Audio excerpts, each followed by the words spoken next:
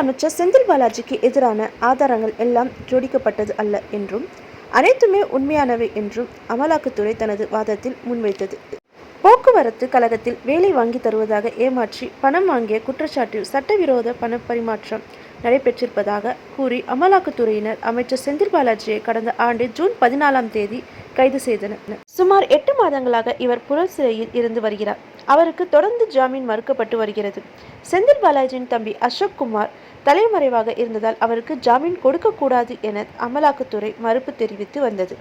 ஜாமீன் மனு. இந்த நிலையில் செந்தில் பாலாஜி ஜாமீன் கோரி மனு தாக்கல் செய்யப்பட்ட போது அவர் அமைச்சராக இருந்ததால் அவர் வெளியே வந்தால் சாட்சிகளை கலைத்து விடுவார் என்ற வாதமும் வைக்கப்பட்டது.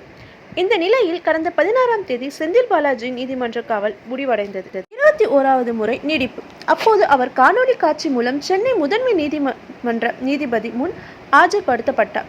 அப்போது அவரது நீதிமன்ற காவல் 20ஆம் தேதி வரை நீடித்து நீதிபதி அள்ளி உத்தரவிட்டுள்ளார். அதாவது செந்தில் பாலாஜி நீதிமன்ற காவல் 21வது முறையாக நீடிக்கப்பட்டது. இதனிடையே செந்தில் பாலாஜி தாக்கல் செய்த ஜாமீன் மனு மீதான விசாரணையை 21ஆம் தேதிக்கு தள்ளி வைக்க செந்தில் பாலாஜி தரப்பு கோரிக்கை வைத்தது.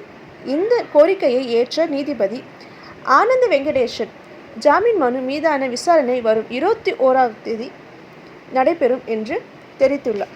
நீதிமன்ற காவல் நீடிப்பு. இதனிடையே இந்த நிலையில் செந்தில் பாலாஜி நீதிமன்ற காவல் நேற்று தினத்தோடு முடிவடைந்தது. இதையடுத்து அவர் சென்னை மாவட்ட 3வது கூடுதல் அமர்வு நீதிபதி முன் புழல் சிறையில் இருந்தவரை காணொலி மூலம் ஆஜர்படுத்தப்பட்டார். அப்போது செந்தில் பாலாஜி நீதிமன்ற காவலை வரும் மார்ச் 4ஆம் தேதி வரை 22வது முறையாக நீடித்தது நீதிபதி உத்தரவிட்டார்.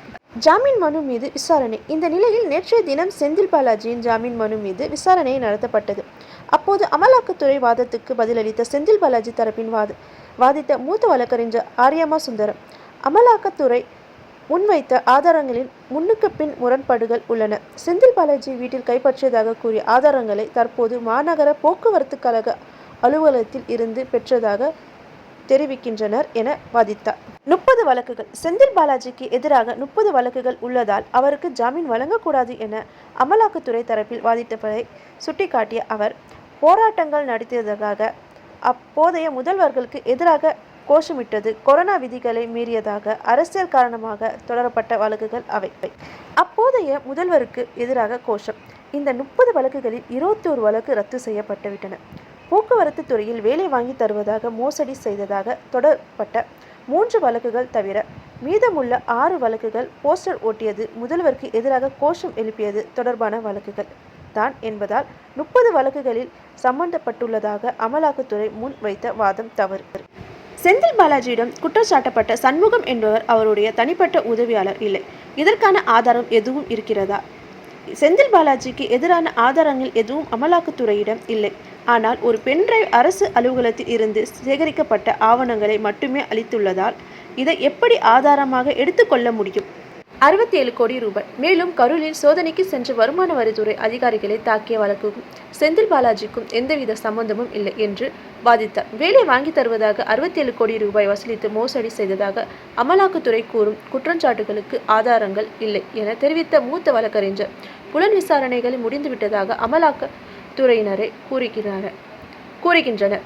அமலாக்கத்துறை ஆதாரங்கள் சந்தேகக்கும் இடமானது. செந்தில் பாலாஜி தற்போது அமைச்சராக இல்லை. நீண்ட காலம் சிறையில் உள்ள அவருக்கு ஜாமீன் வழங்க வேண்டும். நீதிமன்றம் விதிக்கும் நிபந்தனைகளை ஏற்க தயார் என குறிப்பிட்டார். ஆதாரம் எல்லாம் சும்மா இல்லை. அமலாக்கத்துறை தரப்பில் கூடுதல் ARL சுந்தரேசன் 2700 பதவிகளுக்கு ஆட்கள் தேர்வு செய்யப்பட்டன.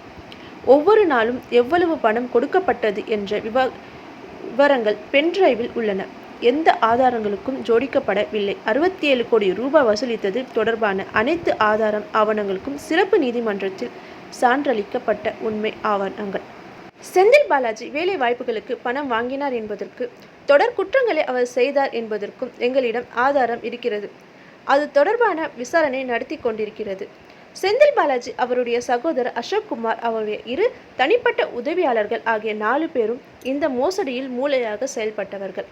இத்தனை நாட்கள் சிறையில் இருந்தார் என்ற காரணத்தை எல்லாம் வைத்து ஒருவருக்கு ஜாமீன் கேட்க முடியாது. நாங்கள் சேகரித்து வைத்துள்ள ஆதாரங்கள் பேசும். இவ்வாறு ARL சுந்தரேசன் வாதித்தார்.